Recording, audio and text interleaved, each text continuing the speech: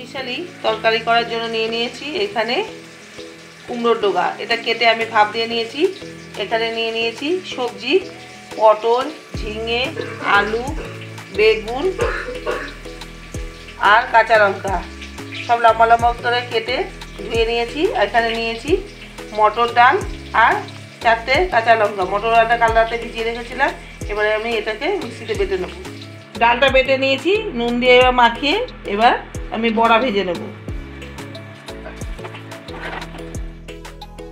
ভেজে নিয়েছি, এবার তুলে নেব। বড়াগুলো ভেজে নিয়েছি, ওই তেলে দিয়ে দেবো আমি 4টে শুকনো লঙ্কা ফোড়ন, দিয়ে দেবো 5 ফোড়ন। প্রথমে আলুটা আর বেগুনটা একটু ভেজে নেব, এরপর দিয়ে দেবো পটলটা। পটল, আলু আর বেগুনটা ভাজা ভাজা একটু হয়ে যাওয়ার পর দিয়ে দেবো ঝিঙে। সব কিছু একটু ভেজে নিয়ে এবার দিয়ে দেবো কুমড়োর ডাঁটাটা, এটা আগে একটু সেদ্ধ করে নিয়েছিলাম। দিয়ে দেবো কাঁচা লঙ্কা চেরাটা,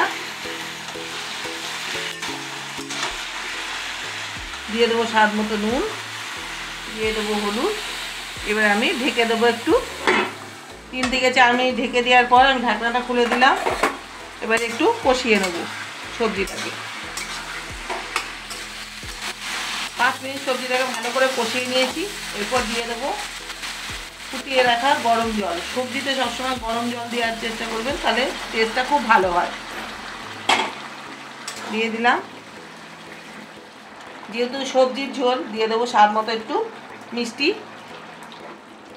দিয়ে দেবো এই যে ভেজে রাখা বড়াগুলো,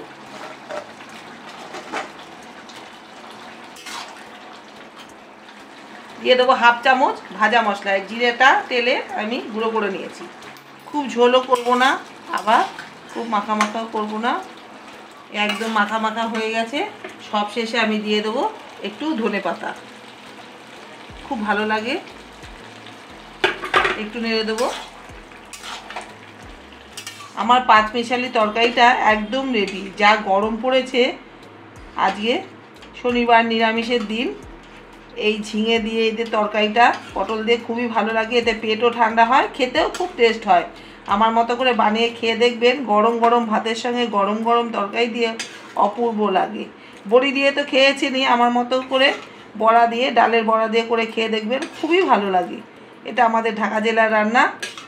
ভিডিওটা আমি এখানেই শেষ করলাম। আগামীতে আবার সুন্দর একটা ভিডিও নিয়ে চলে আসবো। ততক্ষণের জন্য এই গরমে সবাই ভালো থাকবেন, সুস্থ থাকবেন। নমস্কার।